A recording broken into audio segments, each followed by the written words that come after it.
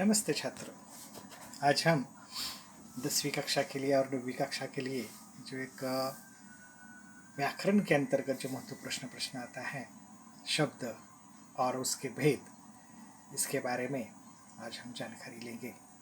जो व्याकरण के प्रश्न के अंतर्गत जो पहला प्रश्न होता है, रेखांकित शब्द का भेद लिखिए, ऐसा प्रश्न बोर्ड के प्रश्न पत्र में और 9वीं के प्रश्न पत्र में भी आ सकता है। 1 अंक के लिए प्रश्न होता है। तो इस प्रश्न में हमें शब्द और उसके भेद मालूम होने चाहिए। यह हम इसकी जानकारी आज हम देखने वाले हैं पीपीटी के माध्यम से। आप ध्यान से इस पीपीटी को देख लीजिए। तो आज के घटक का नाम है शब्द और उसके भेद। छात्र, आपको मालूम है, अगर हम अपने विचार दूसरों तक पहुंचाना चाहते हैं, यानी अपने मन के जो विचार है वो दूसरों तक हमें पहुंचाना है, तो हमें शब्दों का सहारा लेना पड़ता है। और ये शब्द जो होता है वो कैसे बनते हैं, तो उदाहरण के तौर पर हम देखते हैं। देखिए, यहाँ स्क्रीन पर उदाहरण आपको दिखाई देता है। क, म तथा ल के योग्य समूह से शब्द बनता है, कमल बनता है। कौन सा शब्द बनता है? तो कमल शब्द बनता है तथा इसका अर्थ भी निकलता है। अतः कमल एक शब्द है। कमल का अर्थ है कमल का एक फूल हमारे धर्म में आता है, और कमल नाम किसी लड़की का भी, किसी महिला का भी नाम कमल हो सकता है।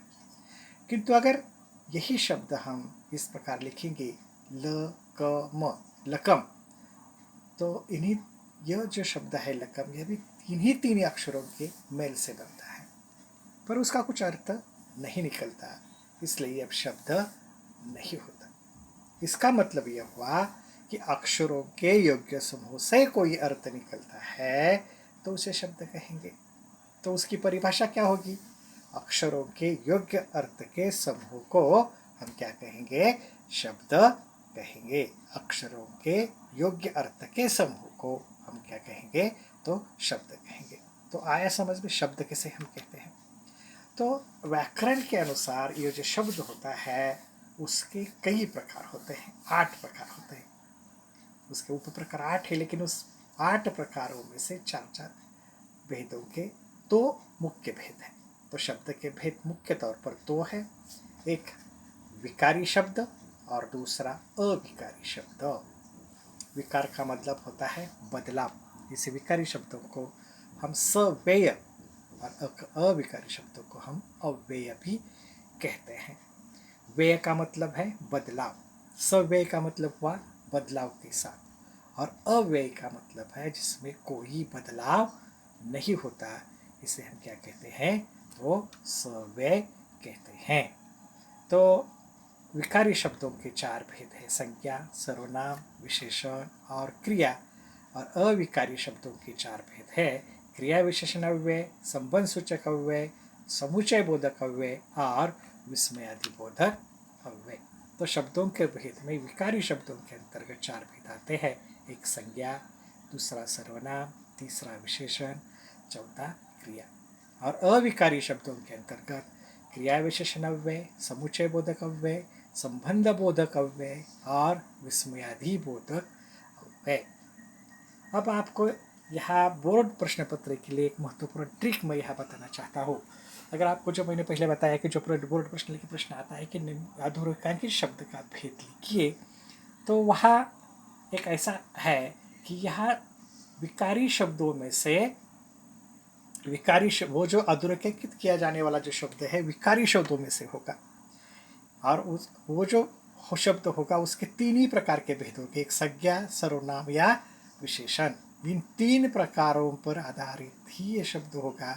यानी ये जो क्रिया है, क्रिया विशेषण, ये जो अव्यय है, उनके बारे में प्रश्न पत्र में दूसरे प्रकार के प्रश्न पूछे जाएंगे। इसलिए यहाँ जो 1 अंक के लिए व्याकरण के अंतर्गत जो पहला प्रश्न बोर्ड के लिए पूछा जाएगा, वह उसमें संज्ञा, सर्वनाम और विशेषण में ही एक प्रकार होगा, और उनमें से आप तीनों में से किसी एक प्रकार को आपको चुनना है। तो हम समझ में आपको बता रहा था कि जो विकारी शब्द हम किसे कहते हैं, तो हम यहाँ उसकी परिभाषा देखेंगे। तो उसकी परिभाषा है, जिन शब्दों के रूप में लिंग, वचन, काल और कारक के अनुसार परिवर्तन होता है उन्हें विकारी शब्द हम कहते हैं। उदाहरण के तौर हम देखेंगे, हमने परिभाषा देखी, जिन शब्दों के रूप में लिंग, वचन, काल और कारक के अनुसार परिवर्तन होता है उन्हें विकारी शब्द कहते हैं।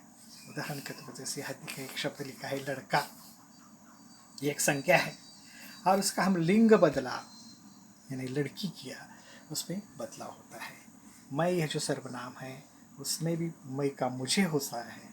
अच्छा है जो विशेषण है उसमें अगर स्त्रीलिंग शब्द हम यहाँ कर्ता के रूप में लेते हैं तो अच्छा का अच्छी बनता है, बहुवचन लेते हैं तो अच्छा का अच्छे बहुवचन विशेषण बनता है। जैसे कि यह क्रिया जो है चलना, यह उदाहरण के तौर पर ली है, तो चलना क्रिया में भी लिंग, वचन का और विभक्ति के अनुसार उसमें भी परिवर्तन आते रहते हैं। तो विकारी शब्दों का मतलब हुआ कि कर्ता का लिंग बदल जाए, वचन बदल जाए या विभक्तियाँ बदल जाए, तो इन शब्दों में क्या होता है, बदलाव होता है। ऐसे शब्दों को हम विकारी शब्द कहते हैं।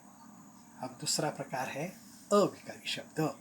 तो इसकी परिभाषा क्या होगी, जिन शब्दों के रूप में लिंग, वचन, काल और कारक के अनुसार परिवर्तन होता है, परिवर्तन नहीं होता, उन्हें अविकारी शब्द कहते हैं। इसमें कर्ता का लिंग बदल जाए, वचन बदल जाए और काल बदल जाए क्रिया का, तो भी इन शब्दों में कोई परिवर्तन नहीं होता। ऐसे शब्दों को हम क्या कहते हैं, अविकारी शब्द कहते हैं। यह उदाहरण दिया है प्रतिदिन, यह एक अविकारी शब्द है। जो देखिए यहाँ लड़का प्रतिदिन आता है, तो उसका हमें लिंग बदल दिया, लड़का की जगह हमने लड़की किया, लड़की प्रतिदिन आती है, तो प्रतिदिन शब्द में कोई बदलाव नहीं होता। इसी प्रकार हमने लड़की का फिर हमने यहाँ वचन पर बहुवचन लिया, लड़के प्रतिदिन आए, तो भी प्रतिदिन में कोई परिवर्तन नहीं हुआ। अब हमने यहाँ उसका कारक बदल दिया है, विभक्ति बदल दी, लड़कियाँ प्रतिदिन आएगी, ऐसा हमने यहाँ किया है, तब भी प्रतिदिन शब्द में कोई बदलाव नहीं होता।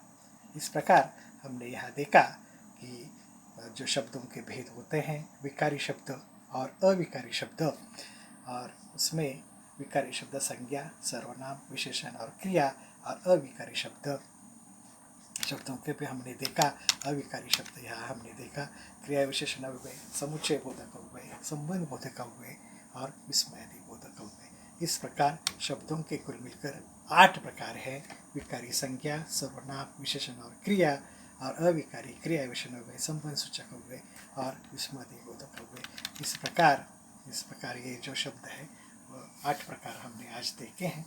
आपको समझ में आएगा, इसी मैं आशा करता हूँ। ये जो पीपीटी आपको मैं फिर नीचे आपके व्हाट्सएप ग्रुप पर मैं डालने वाला हूँ, इस पीपीटी को देखकर आप उसमें अपनी कॉपी में भी आप लिख सकते हैं। ठीक है।